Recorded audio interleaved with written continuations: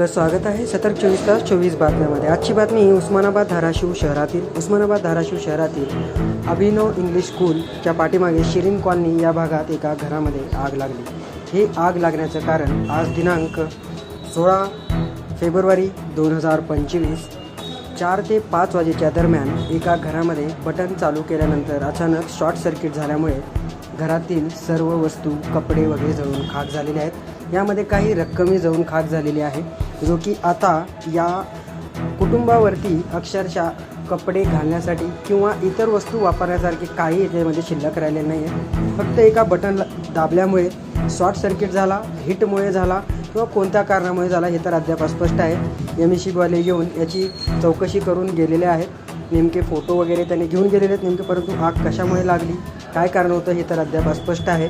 कुटुंबाचं सांगणं आहे की आम्ही फक्त बटन चालू करून खाली गेल्यानंतर हे आग लागली, परंतु ह्याच्यामध्ये घरामध्ये कोणी नसल्यामुळे जीवितहानी तर टळलेली आहे, परंतु सगळे कपडे व हजारो रुपये जळून खाक झाले आहेत। आपण पाहू शकता या व्हिडिओमध्ये की पैसेसुद्धा जळाले आहेत। लहान मुलांचे दप्तर, बॅग, तसेच त्यांचे पुस्तकं, वह्या, आवश्यक कागदपत्रे व कपडे वगैरे सगळे जळून खाक झालेले आहेत। आता या व्यक्तींना कोणत्याही प्रकारची सोय नाही आहे, यांच्या अंगावरच्या कपड्यावरतीच आता हे सध्या आहेत। यांची मागणी तर अशी आहे की यांना शासनाकडून मदत झाली पाहिजे। तरीही आपल्याकडून ही अशी काही मदत होत असेल तर नक्कीच करा, कारण एका गरीब व्यक्ती जो की बाहेरून आलेला व्यक्ती आहे त्यांच्या घरातही या लागलेली आहे।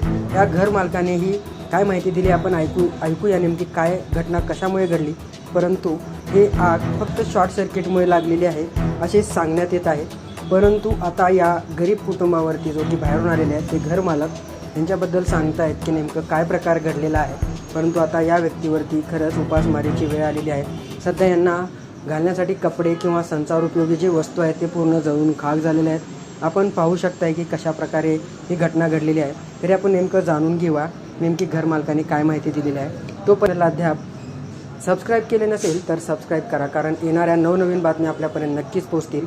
आणि या बातमीला शेअर करण्यास विसरू नका, कारण एका गरिबाची मदत होणे आवश्यक आहे। तरी आपण जाणून घेऊया नेमके काय प्रकार घडलेला आहे, नेमका कशामुळे प्रकार झाला, आग कशामुळे लागली व काय कारण होतं आग लागण्याचं।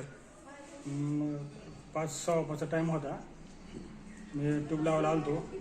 ट्यूब लावून जरा खाली गेलो की अचानकच 10 मिनिटात तर सगळं 10-5 मिनिटात आग लागली म्हणून मला शेजाऱ्याने सांगितलं, त्यांना रोडून दिसलं। आलो तर बघतो तर काय सगळी घरात आग लागली। मग सगळे आमच्या घरची मंडळी, गल्लीची लोक सगळे मिळून आम्ही ती आग विझवली। मग ह्याच्यासाठी तुम्ही एमएससीबीवाल्यांना कॉल वगैरे केला होता का? नाही, गडबडीत काहीच कळालं नाही मला।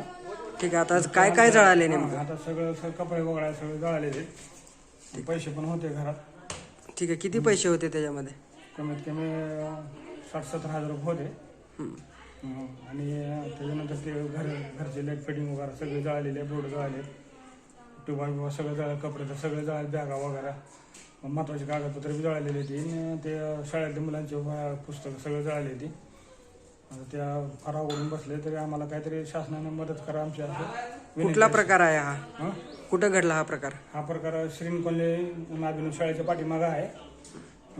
नाव काय आपलं? माझं नाव आहे शेख फरीद इस्माईल, राहणार श्रीन कॉलनी। मी यामध्ये एक साधा कंत्राटी कामगार आहे मी। ठीक आहे, मग आता तुमचं म्हणणं तुमचं असं म्हणणं आहे की फक्त बटन चालू करून गेल्यानंतर शॉर्ट सर्किट झालं की ते सगळं रूम मध्ये जाळ झाला एकदम अचानक। ठीक आहे, मग एमएससीबी वाल्यानं वगैरे कॉल वगैरे केला कोणाला? सध्या तर कॉल तर नाही केला, ते आमच्या शेजाऱ्याने लावला होता कॉल।